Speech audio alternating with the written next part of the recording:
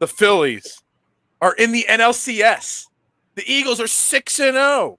You do not need to fact check anything I just said. It is all true.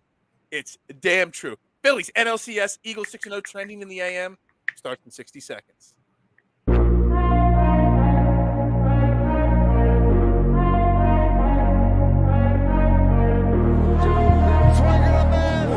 gets around in front.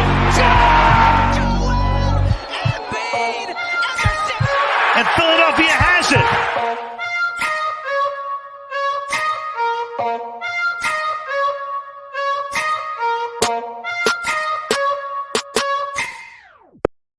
What is up, everybody? Welcome to Trending in the AM right here on DSM Media, live across all the platforms, Facebook, Twitter, Twitch, YouTube. You know the drill. Like, share, retweet, follow on all social media platforms.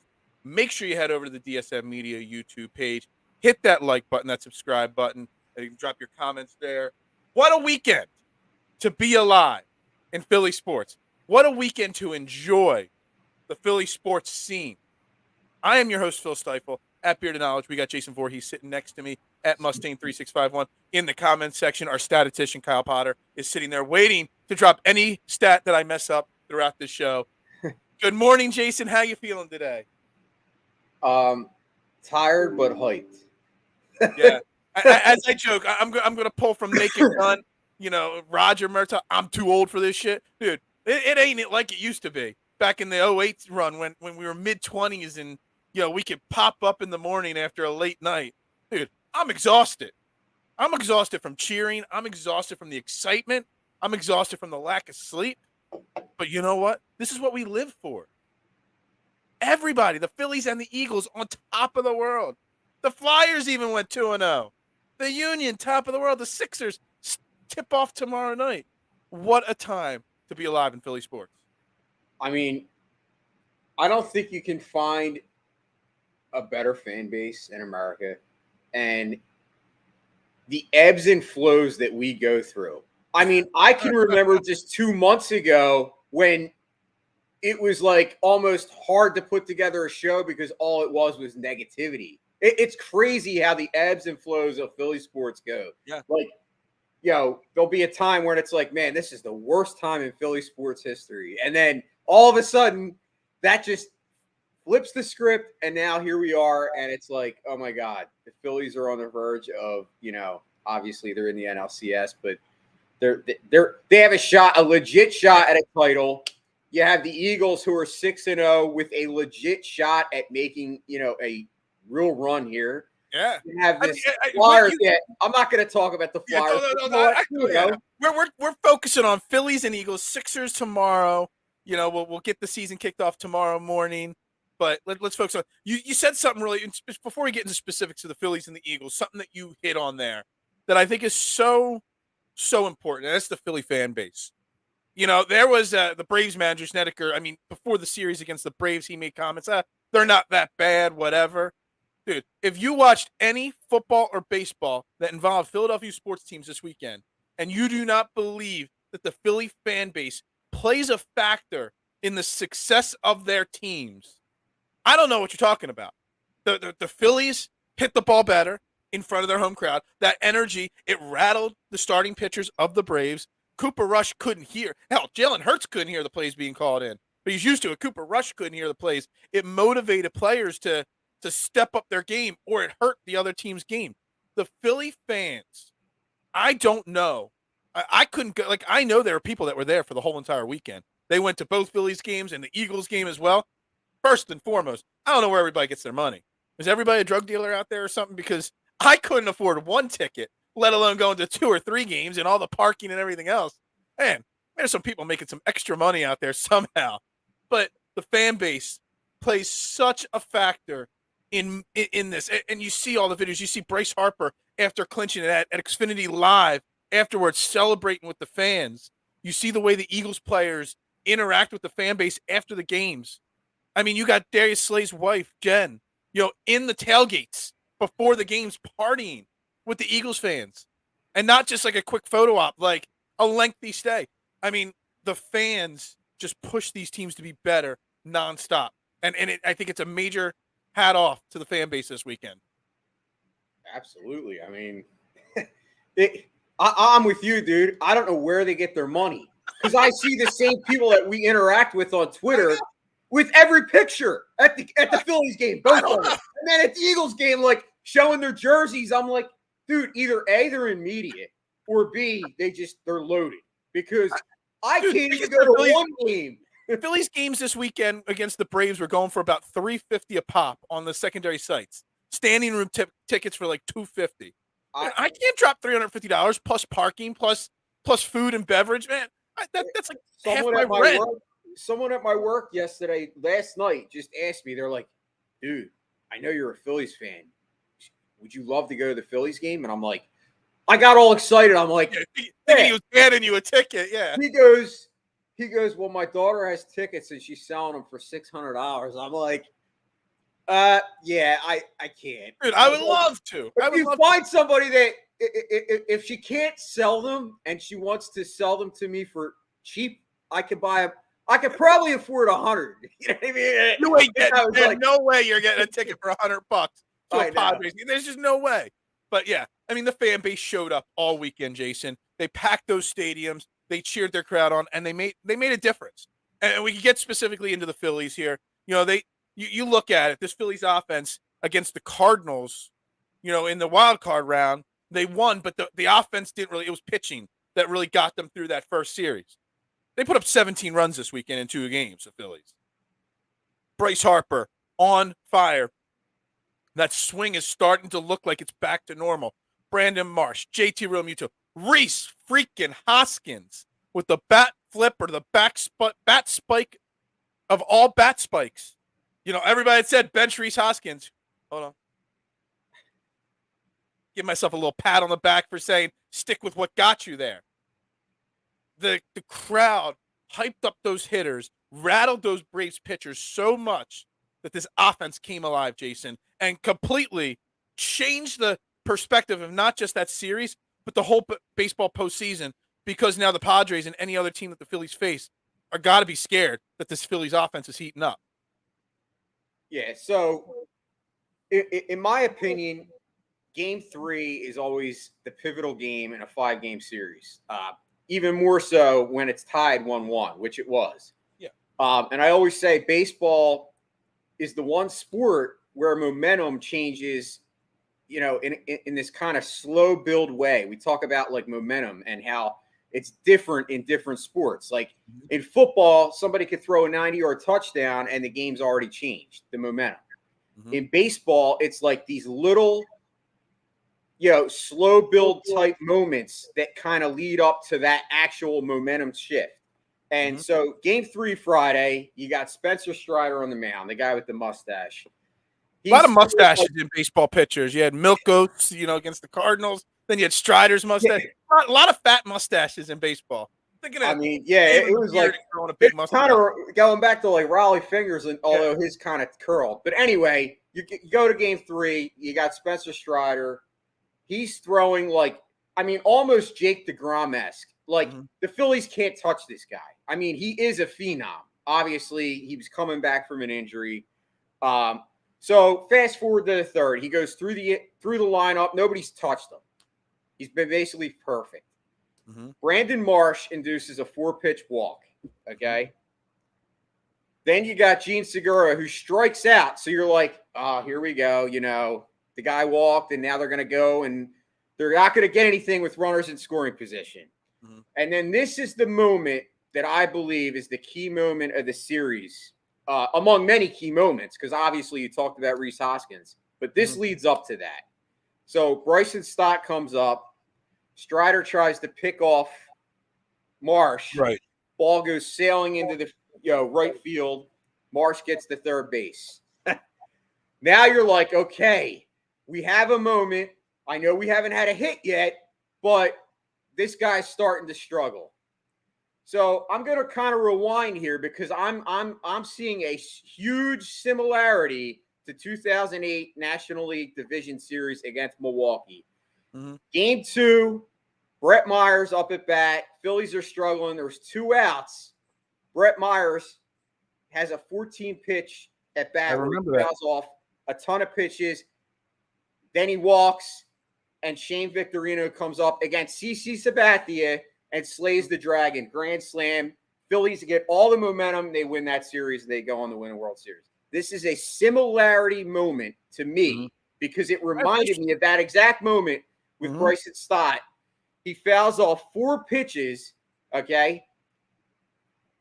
And then he laces that ball in the right field. And you're thinking, okay, now we got this guy. We got this team on the ropes.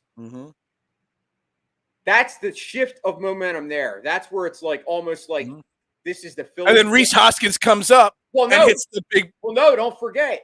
He walked Schwarber. Right. To get to Hoskins. Who was 0 for 17. Yeah, exactly. To get to Rhys Hoskins. Rhys Hoskins has been as awful as Kyle Schwarber. And then Rhys Hoskins, again, this goes back to Rob Thomson and how he manages this team. Keeps the faith in his players. He keeps that philosophy like I've been talking about for a week now. You go with what got you here. Rhys Hoskins got you here. You keep him there. And what does he do? He finally pays off. And it was a big FU moment. He slams that bat down. It's like, yo, that's right.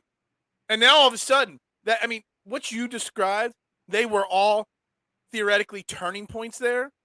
But I kind of feel like not only just the Rhys Hoskins home run, but the emotion that he let out after he hit it, the way he slammed the bat, that fired up that dugout even more. Because that was like, everybody's got all this, they were almost like pressing to a little bit there. They were almost like bottled up all this energy because they were so stressed, like, we are just not doing what we're supposed to do.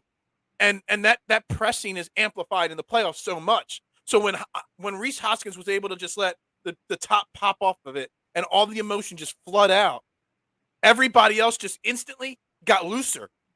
It's like all the stress just faded away. They're like, shit, we belong here.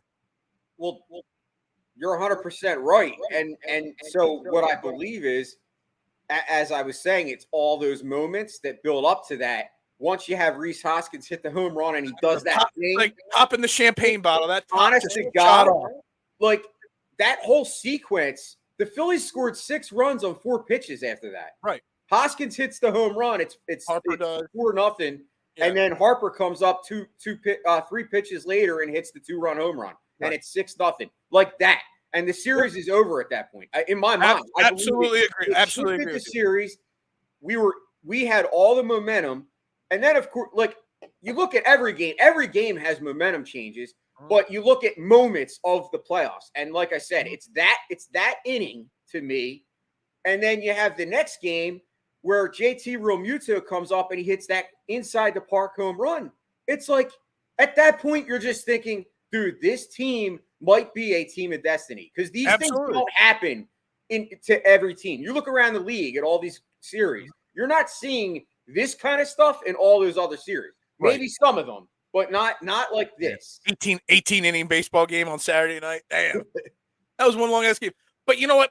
And I after Saturday night, I'm sitting there, I'm watching TV, half asleep, and I'm tweeting out and stuff like that. The excitement was kind of overflowing.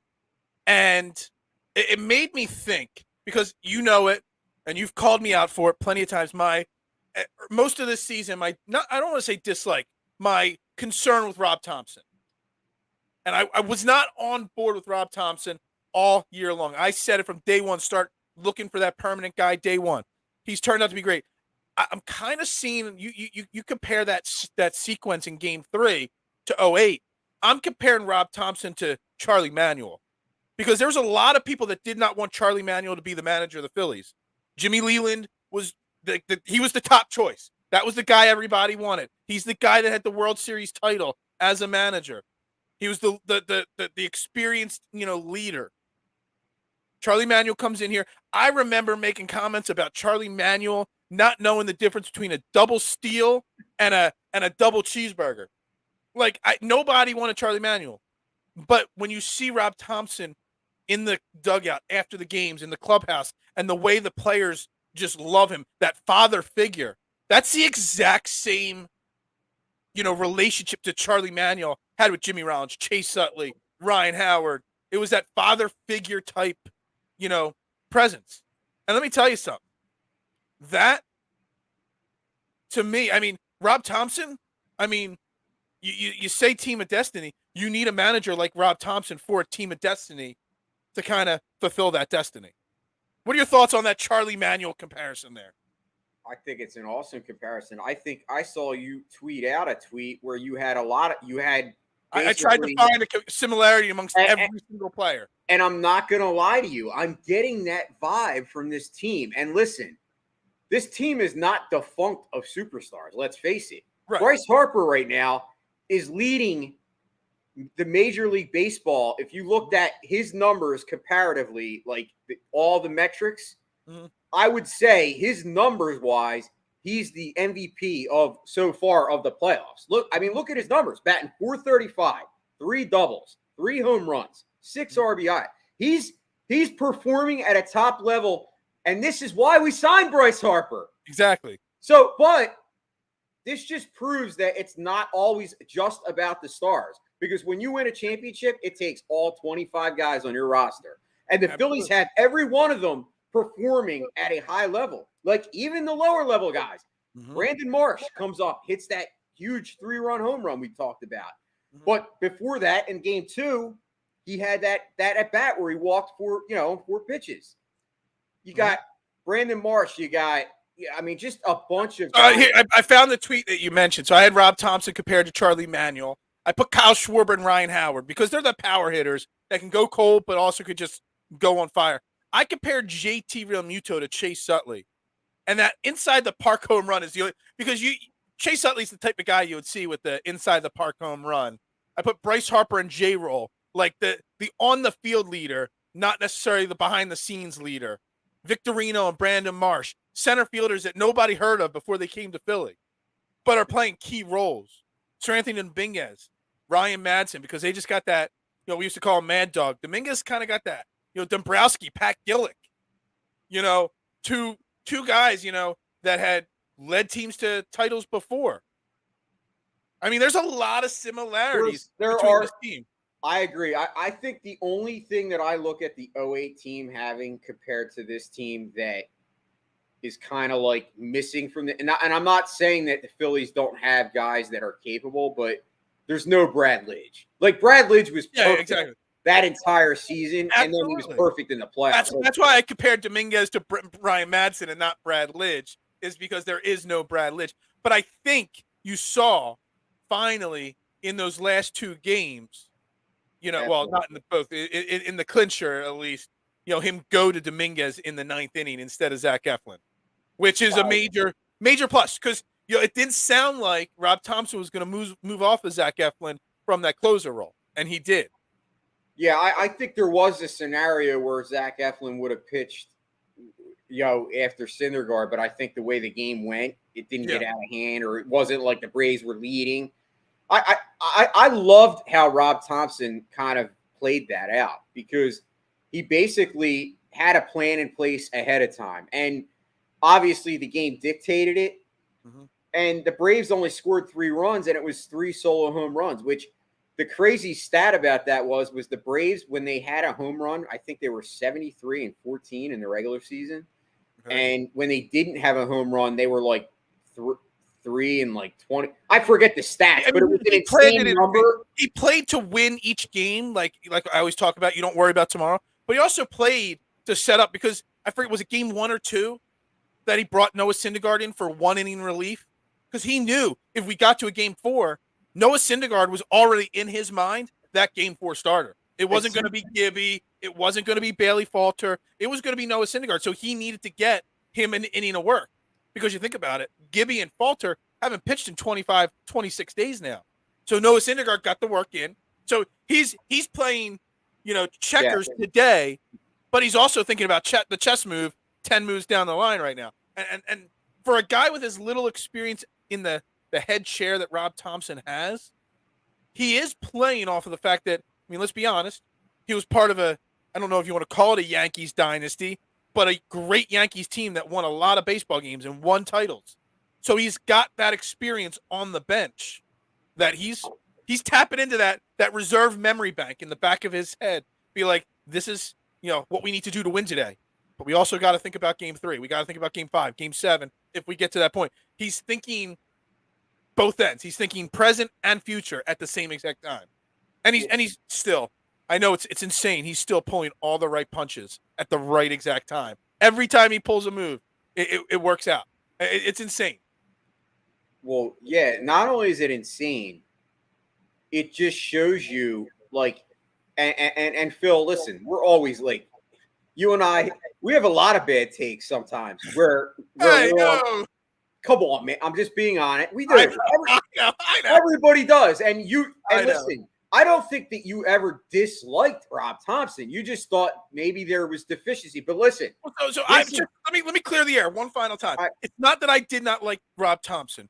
I saw on paper a luxury tax crossed over team with a lot of talent on it. I wasn't sure that Rob Thomson was the guy that could get them over the hump, that could motivate and pull the right, cards at the right moments to get them over that, ledge. You needed somebody that was going to put Joe Girardi was holding them back. You needed someone to give him that little shove to get him over the top. Nobody thought we would get over the top just because we were underachieving, but had to get him over the top. I didn't think he had it in him, and I was wrong. But he's getting him over the top. All right, and that's fine. But I know that you will agree with this. Now I think you're starting to see how this team's performing in the playoffs, that his experience as an assistant is paying huge dividends because he was on that 2009 Yankee team that beat the Phillies. Absolutely. I mean, he knows this city too. Like, it's funny because you could tell that he's like enjoying it, but he's so quiet and humble. Like, I love that. And your comparison to Charlie Manuel, like, I think it's perfect. I mean, Charlie Manuel in 06 and even 07, I mean, he was taking a beating in this city. You know what I mean? He was not a fan favorite, but they stuck with him because they knew that the players responded to him and liked him. And Pat Gillick came in here, he was the big name from Toronto, got, Toronto over the hook. Pat Gillick came in here, put the right pieces in place around Charlie Manuel and the homegrown stars, to get us over the hump. Dave Dombrowski comes in here. He brings in he gets Brandon Marsh. He gets Noah Syndergaard at the trade deadline. He brings in Nick Castellanos, Kyle Schwarber to add to the homegrown players. And look, we could talk about all these players on this team, but I think Rhys Hoskins and Aaron Nola, this means getting this run to this point now means more to them than anybody else. They are the two homegrown guys that have been here the longest, and they have faced so much hatred from all of us, me included on Hoskins and Aaron Nola. Man, I mean, me calling Aaron Nola out all year long, it's not 2018 anymore. The guy is just, we talk about Bryce Harper's OPS in the playoffs from Kyle here. Aaron Nola and what he's done in the playoffs, hasn't given up an earned run yet. Given up one earned run in his last 3 starts, counting the clincher that he locked up the playoff berth. Aaron Nola, damn, is all I could say.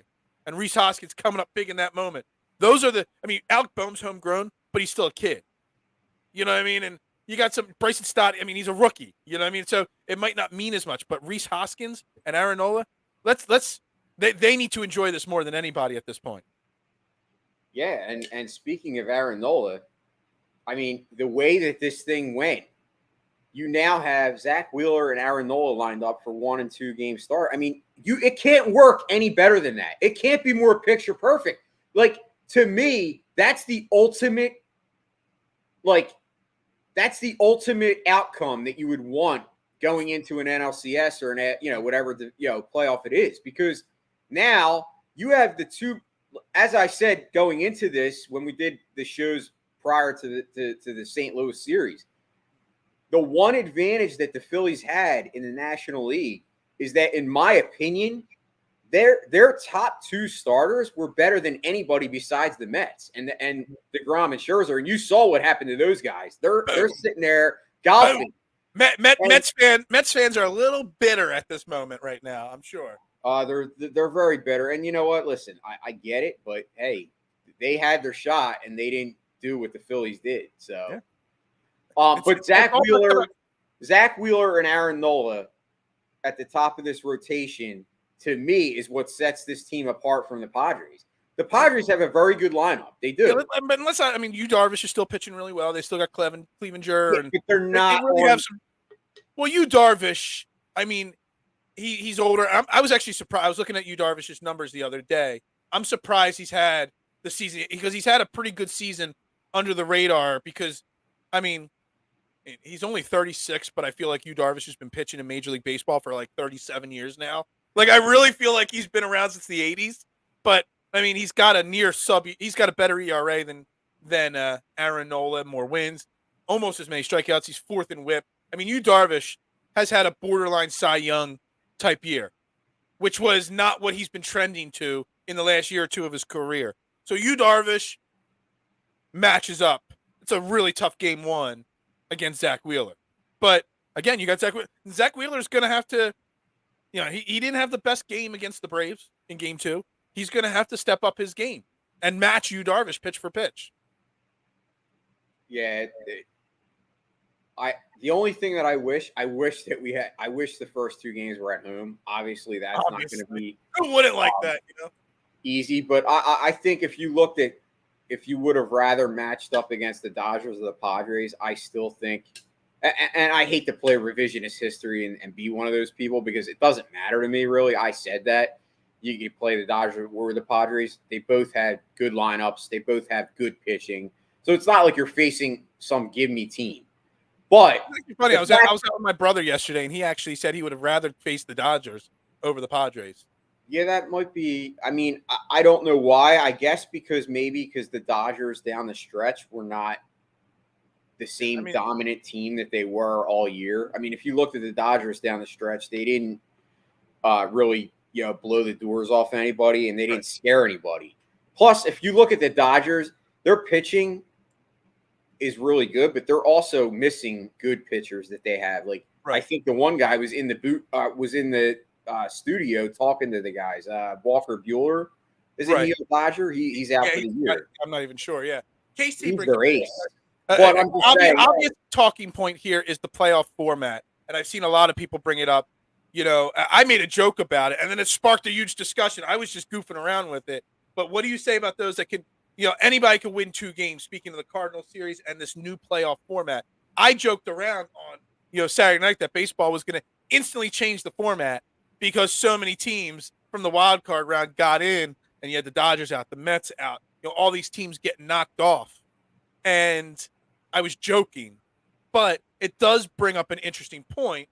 Is the 3-game series all on the road like that? You want to add more playoff teams? Fine. You want to expand it for more money? Fine. Is that the right way to go, though, the best of 3 series? It's like a 3-game weekend series. Is that the best way to go? Because it does always put that little bit of doubt. The Cardinals won their division, which is what you're supposed to want to do in baseball. And they were forced to play a 3-game series. They got eliminated. I don't know if it's the best format. But then you look at the way the NBA has added the play-in rounds, the 9th and 10th seed. You made the old format, but now you're limited. I don't know. I don't know if they're going to change it. I don't think they will. They'll give it a few years before they evaluate it, see how it plays out. But I do understand what people are saying about the Phillies only had to win 2 games to get to the Braves. Yeah, I mean, I was talking to Aaron about it. Obviously, he's a Mets fan.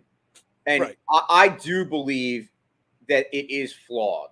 Like, if you do look at it, because if you remember correctly, before this new rule, if the Mets and Braves had finished with the same record, they would have had a 1-game playoff together to figure out who would have went to the next round. Whereas the way that this was situated now, they had the same record, but the Braves actually got it because of the head-to-head or whatever they use. But the Braves got to go further because they had obviously the bye or whatever. Right. I think really if you want to do this format, it's fine, but I think you need to make it a best of 5. I think it should all be best of 5. Because to me, the best of 5 series does it's a fair advantage to both teams to you have to win 3. So what I'm thinking of something along the line with the way the NBA works. So now they added the 9th and 10th seat, and basically it's like a round robin type thing.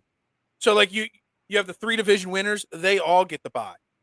And then you have the 3 wild card, and you try to play some kind of round robin where you have the 5th and 6th team play. Whoever loses, it's a 1 game and they're done. and then the winner of that then plays the 4th seed, and then the winner of that. So you have to win 2 games unless if you're the 5th or the 6th seed, you have to win 2 games. If you're the 4th seed, you just got to win 1 game. I don't even know if that's right, but you kind of make those guys battle it out in some form of round robin situation, where then the 3 division winners are guaranteed the NLDS round, and then the 3 wild cards are battling for 1 spot to play in the NLDS. Yeah, I think realistically in baseball, it should be a best of 5. I think if you're going to have the NLDS be a best of 5, then you expanded the playoffs. So you really should just kind of mirror that. To make it a best of 3 is tough. It is. It really is tough because anybody can win 2 games. Like, it's true. Now, listen, I get it. You can't say to the fans, well, that's the rules. That's how it was this year. It's not like the commission said this is the rule and no one had say. This was voted on. Well, I'm open to it changing by the owner. Getting at. Everybody voted on this, so it was approved. So I don't know. We'll discuss that come the offseason. It's a great debate. It is. Yeah. It's a good sports debate. Yeah, absolutely. All right, we got to pause in the action real quick. Today's show is brought to you by Gents Barber Lounge. Check out one of their 2 great locations in Fishtown and Old City and book your appointment today. Gents owns the craft and it shows. Rated the #1 barbershop on Yelp in the Philadelphia area.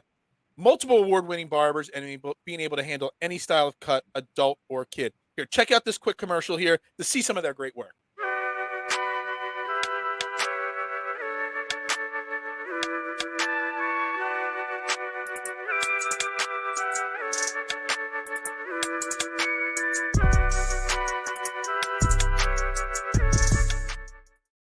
Again, Gents Barber Lounge, Fishtown and Old City in Philadelphia. Check them out today.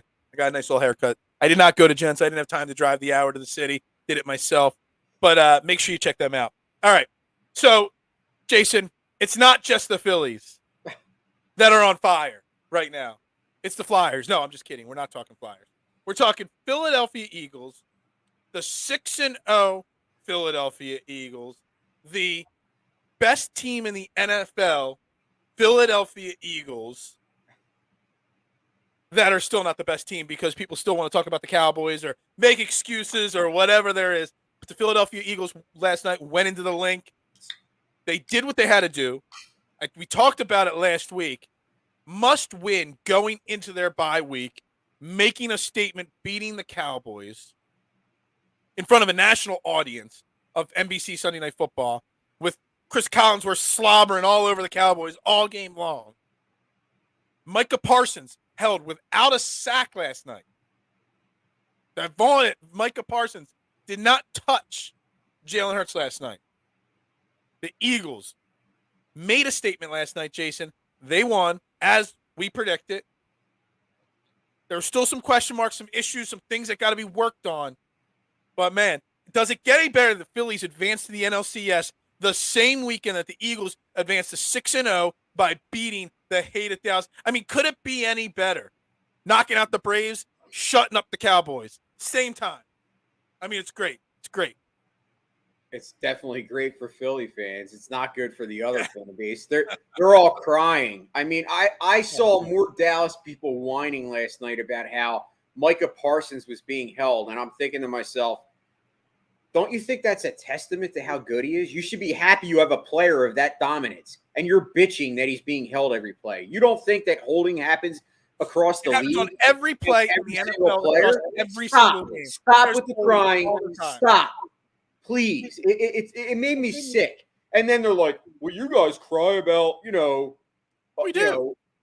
It's like, stop. And then, now of course, as soon as the game was over, well, wait till Dak is here. We'll show you guys. It's like, come on, man. Who didn't see that coming? Who did not see that coming? They spent on NFL Countdown yesterday morning. They spent 15 minutes talking Cooper Rush might take over the starting job because he's 4-0. Well, guess what? He's 4-1 now, and they're saying, well, it wasn't Dak. You know what? Enough of that. Enough of that. The excuses are like assholes. Everybody's got one. You're stealing my line. That's my line. Yeah. The offensive line is something we need to definitely discuss. They're getting beat up pretty bad. Yeah, Cowboys fans are just crying. I went online this morning before the show, and I perused through Twitter, and there was countless amounts of blue check marks and Eagles fans or Cowboys fans just crying. That Whatever. I guarantee you there's still Cowboys fans out there that think that, when we release our power rankings tomorrow, that the Cowboys should be rated above the Eagles. It's a load of horse crap. The Eagles are 6-0, Jason, behind Jalen Hurts and Nick Sirianni. We could talk about the O-line. We could talk about the second half slow starts. But again, just as much as Rob Thomson leads by example and motivates and it's got this team the Phillies believing, Nick Sirianni, similarly, is that coach, that manager, that leader that knows how to take a team, push the right buttons, and have he's another father figure type guy for as young as he is. That team really does look up to him and love playing for that guy. It's insane. And he was another guy that nobody wanted in Philly. Yet he's another manager and head coach that just, players just absolutely love playing for Nick Sirianni. Did you see him out there dancing? Yeah. Like that to me is the epitome of that love. Like when you see a guy like that, and obviously it was funny because I don't think he can dance that good, but he's out there dancing and it's just like, it kind of just resonates with the players. Like that's what the thing is. I think a lot of times we look at coaches and sometimes we kind of have a different perspective because maybe we haven't, maybe we're not NFL players. So we don't understand. We don't understand like kind of the dynamic though that goes into it. And sometimes we might think, oh, well, they need a coach that's like, kind of just like a hard ass. But listen, that day and age is over. That's true. I'm just going to say, is that kind of a manager or coach in all of sports? It's not over. You're not going to see those guys anymore. It's not just over in sports. It's over everywhere. Like I remember in my companies, like obviously I work retail, like the old management style would be like almost like Gestapo. It would be like, I remember when I do. We're not even talking about like 100 years ago.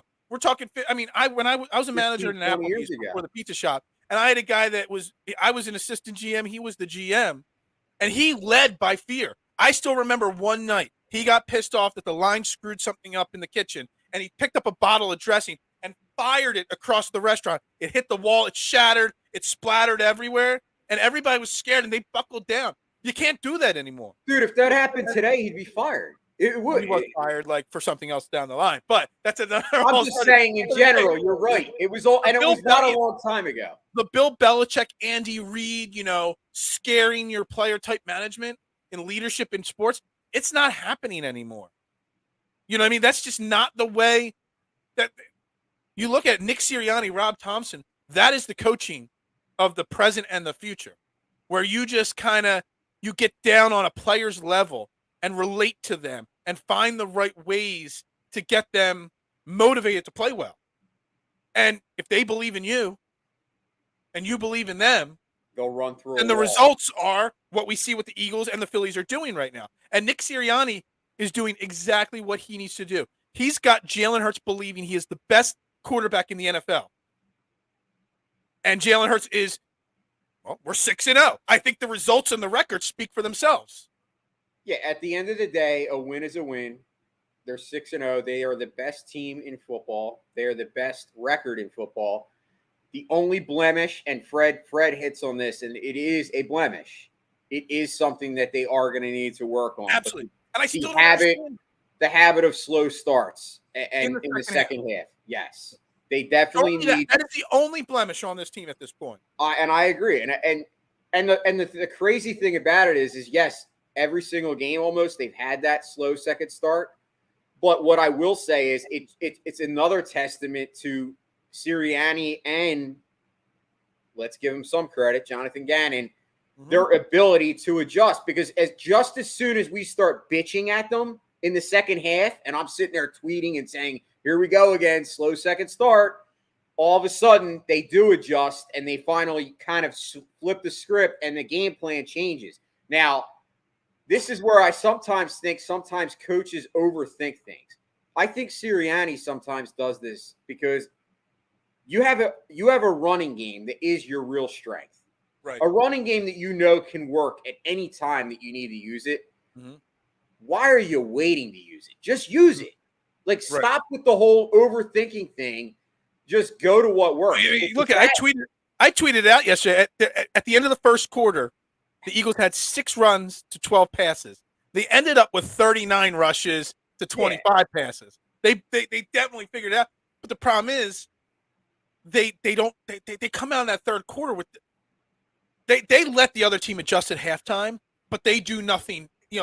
Nick Sirianni needs to spend halftime thinking, well, what is the other team? What is Dallas going to do at half to make adjustments to stop us?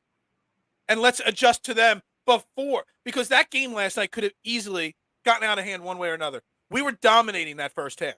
It could have easily become a 40-7 game. But also, the way the Cowboys adjusted at half, it easily could have been a tie ball game before we knew it. Well, dude, I was freaking out about Jonathan Gannon. I'm like, why is Jordan Davis not on the field? Now, I get it that they were doing up tempo. No, and I get they were up tempo, and that's fine. But Jordan Davis belongs in that. Even there's 2 problems with that. One, the up tempo, you can't get them back in, subbed in, but you also can't sub them out if they start running that up tempo. But I got to be honest with you, I'd rather have him in there, because when he's not in there, the first play of the game, they ran right at him and he swallowed up. I think it was Ezekiel Elliott on the first play of the game. I don't remember. He swallowed him up. I mean, but again, you got running backs that look like Barry Sanders when he's not in there. That's the problem with this defense. You need to find a way to work the rest of the season. So come playoff time, because we're talking playoffs. We're talking Super Bowl with this team. We need Jordan Davis to be able to be out there, more than 50% of the snaps, because he's that damn good. Right now, I think last night he had 33% of snaps, which is a big drop. Last week he had about 42. But you're not going to see current Jordan Davis is not going to be on there for 50% of the snaps. But you got to find a way to get him to that point. You don't want him to lose weight. You just got to work on that endurance somehow. And I don't know how you do it.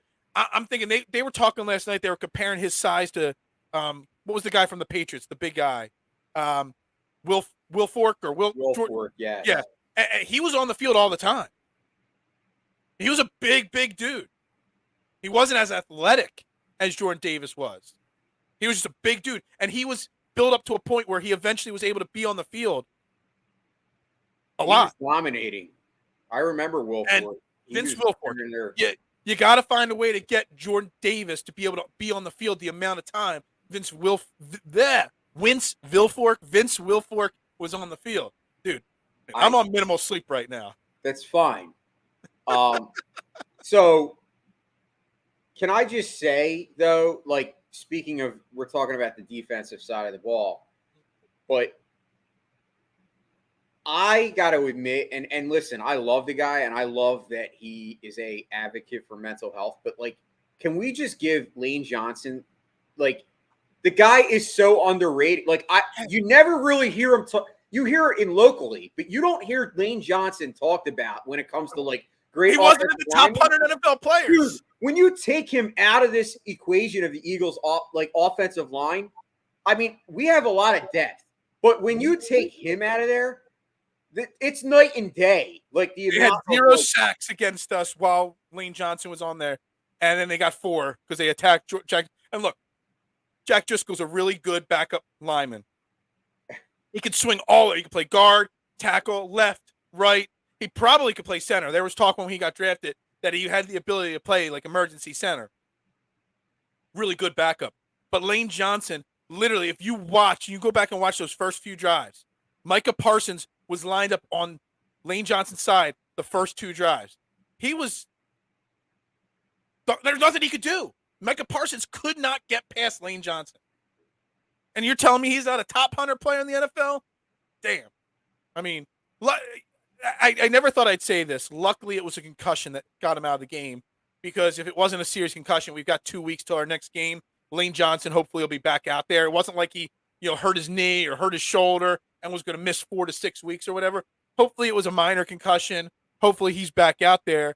It's weird to say that, but Lane Johnson, we talk about Jordan Mailata or Jason Kelsey. Lane Johnson deserves just as much credit, if not more. and like I said, it's obvious. It's not just the stats. It's not just the sacks. It's just the eye test. You see it. Yeah. Like when you're watching the game and you see like Lane Johnson's there, you almost forget about it because it's expected that nobody's going to get pressure when he's there. And then you take him out and it's just insane. And it's crazy. Like, it's funny about the conspiracy theory. I love it.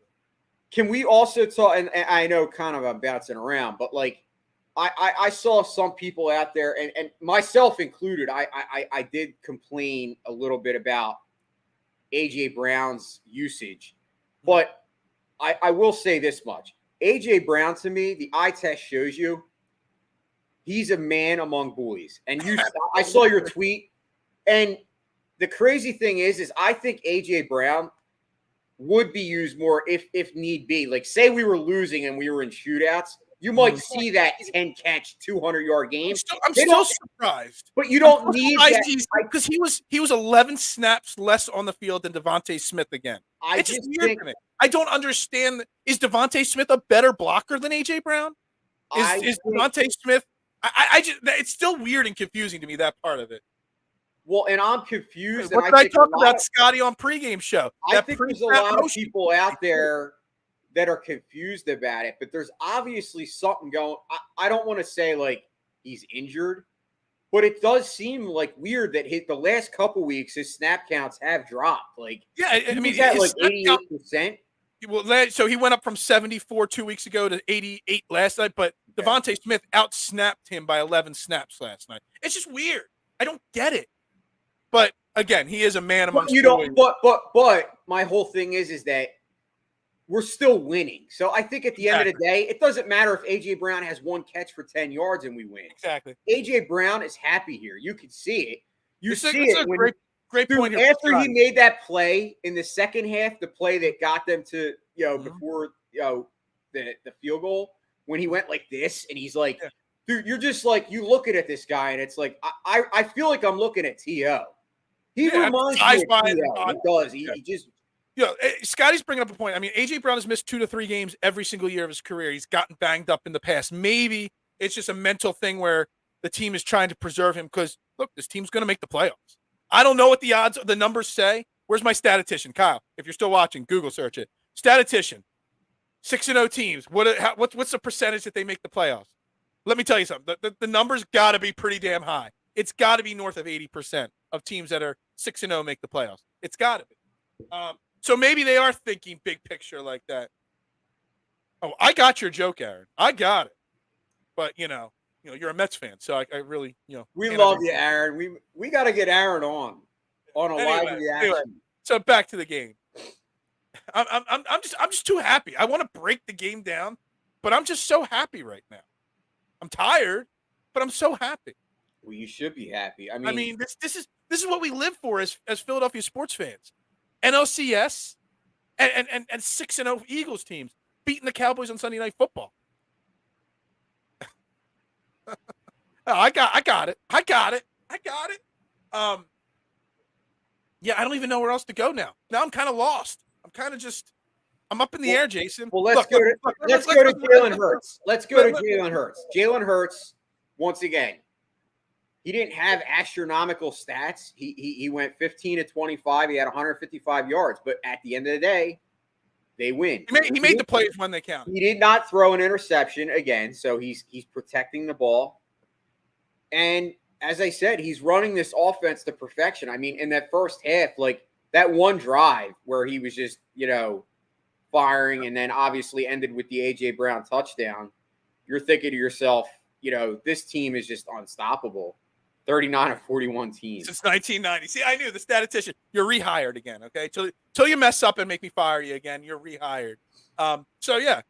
Look, you can talk about Jalen Hurts. You can talk about it all.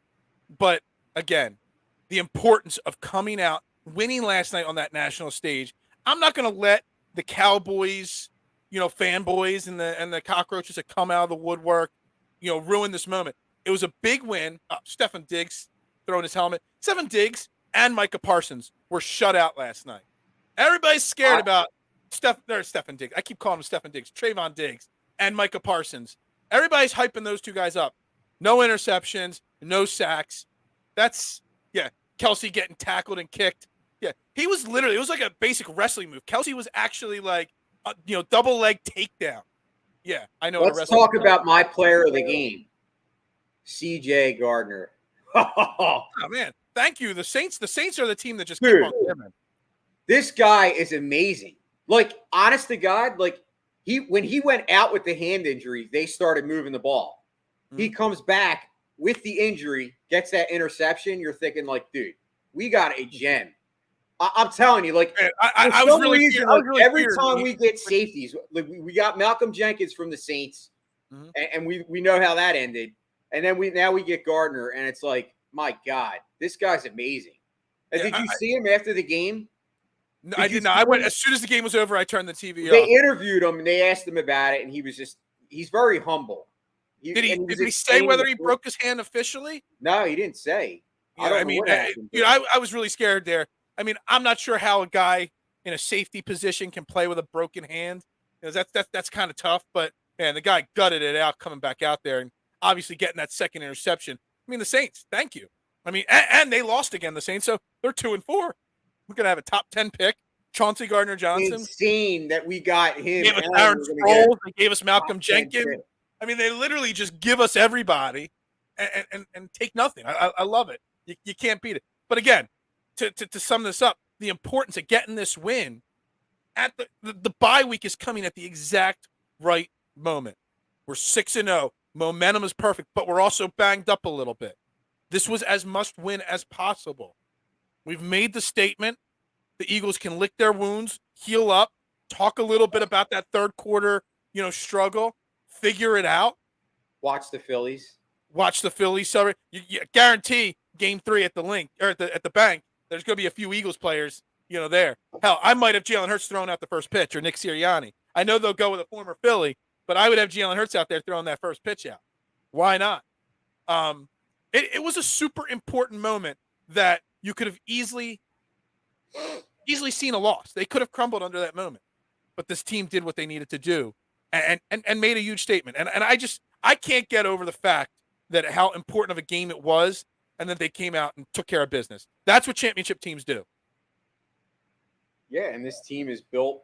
Obviously they have a championship pedigree from 17, and that attitude and that aura is definitely similar on this team. I mean, there's a lot of there are veteran players. You got Brandon Graham. I mean, Brandon Graham, probably one of the most unsung guys. Like, talk about a guy that originally was hated by Eagles fans. Brandon Graham was despised. I remember people saying, this guy sucks, he needs to go. And now look at Brandon Graham, 10 years later. Super Bowl ring, one of the most famous plays in Eagles history. And now he's on this defense, and he's still making plays. Like, Brandon Graham was all over the field last night. Like, the guy can still play at a high level at his age. And, obviously you have the rotation at defensive tackle with Fletcher Cox, and he is much older now. But, you saw that play at the end where he had to run off the field. You could tell he was giving his all. This team knew that it was up against, they had to win. Regardless of it, it's only game 6 and it's early in the season. It's Dallas. And they knew that it was a must win, and they came out and they did not play flat. They played to the level of the competition. They played better than the level of competition. Unlike last week where they kind of had that trap game against the Cardinals, and you could tell that they weren't where they needed to be. Obviously, it wasn't a blowout, but listen, we don't need blowouts. And nobody's saying that Dallas sucks, but let's say it. Dallas sucks right now because we're 6-0, baby. 6-0. Scotty, are you on the same wavelength as me? Because I literally just Google searched the trade deadline is October 29th. I was literally just Google searching what the date was. It's like we're on the same wavelength. They did not get. It's not like Cooper Rush is a super mobile Jalen Hurts style quarterback. They did not get to Cooper Rush once last night. Yes, we spent money on Hassan Reddick, Brandon Graham. You hype him up, but he is getting older. He's not getting at the quarterback as often as we like. Josh Sweat, he has a great game where he's all over the quarterback, and he constantly has a second game that he follows up where he can't get home? Do we need to add a pass rush? There's going to be a few guys available. Carolina We got, has what's a today's guy date? in mind. 16th or 17th? We're about 12 days. Carolina has a guy that probably will be available. Well, Carolina's pretty much going to make their entire team available at this point. Well, I'm saying Robbie Anderson get ejected yesterday. They've talked about the defensive. I forget his name. I can't think of. Maybe the statistician can bring it up. I love how Kyle's got a name now. We love Kyle. Look.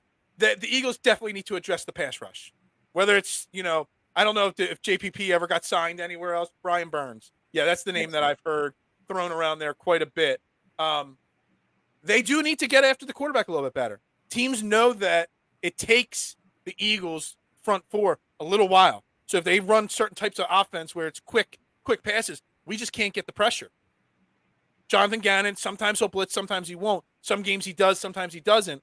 And last night he relied on that front five to get pressure. They just did not get pressure. And that let the Cowboys get a little momentum and get back in the game.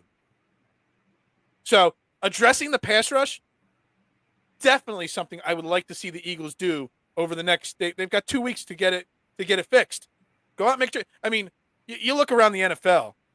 There's the Carolina Panthers are a complete train wreck. They got plenty of picks now. That's the good thing. They've what? They have plenty of picks, draft picks that they could trade now, like that people would want. Yeah, absolutely. Look, they're going to have to make adjustments to it. I just want to address, just the Carolina Panthers, but the rest of the NFL is all. The Eagles are 6-0. I said this last week. I was saying the Eagles are 5-0 with all the mediocrity around the NFL. You look at it again. Teams that are supposed to be winning are losing. Teams that are supposed to be losing are winning. Again, they're 2-4, 3-3, and 4-2. I think I did the math before the show. I think it's 24 or 25 of the NFL 32 teams are in that 3-3, 2-4, 4-2 range. That just goes to show how big it is that the Eagles are 6-0. The NFL is as average as it's ever been. Yet the Eagles are 6-0. The Bengals lost again yesterday. Seattle won. Atlanta won. 49ers lost. The Rams, who we thought were dead, won. The Packers lost again. It's insane how average the NFL's gotten.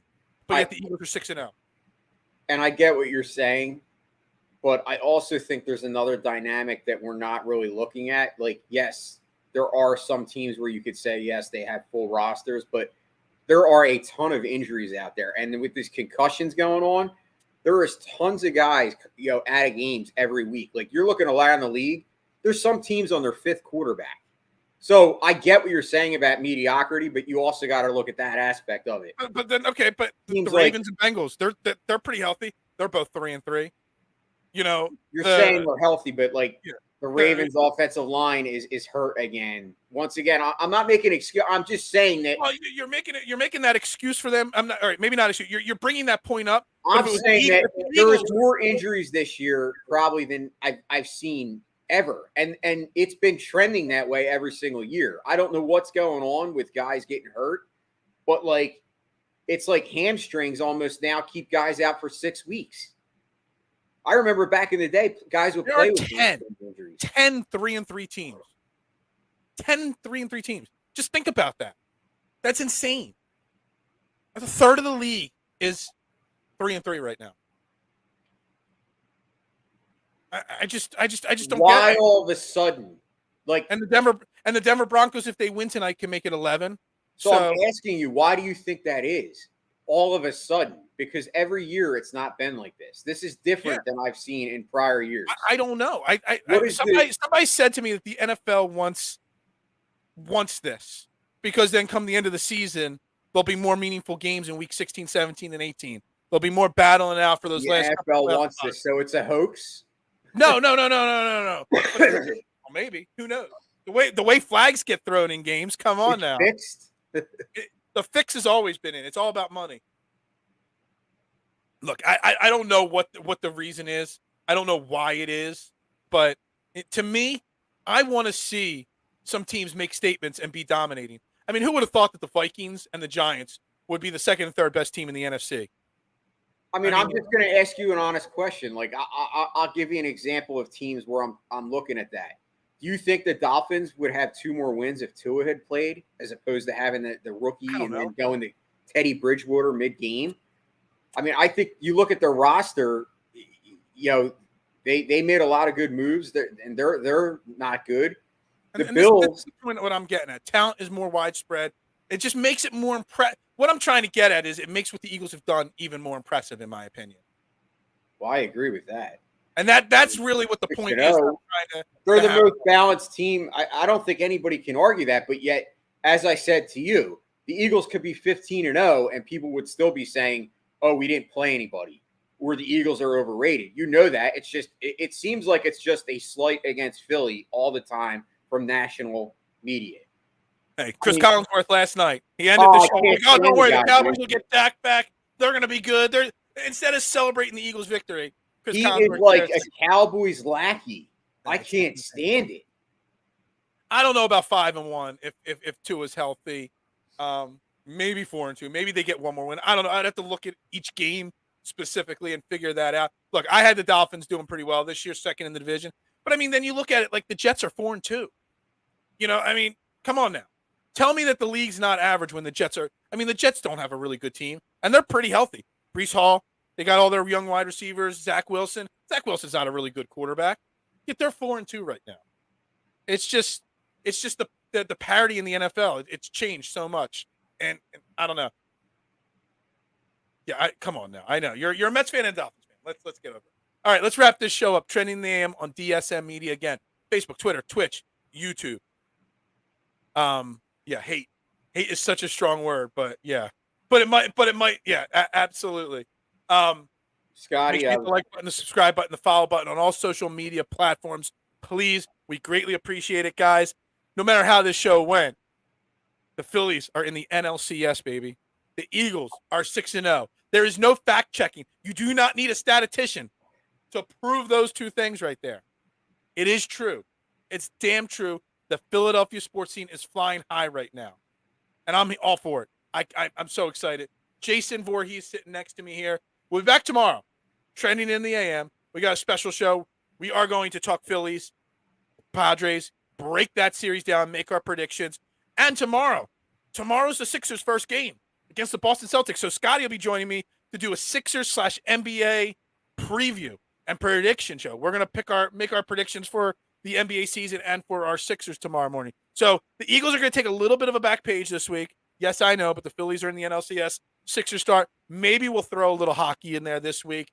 We'll just give the Eagles 6-0 a little time to breathe. But everybody stay tuned, and if you're following us on all social media platforms, you won't miss it. I'm your host, Phil Stiefel. Everybody have a great day, a great week. Go Birds, and ring that damn bell. Ring the mother effing bell. And Philadelphia has it.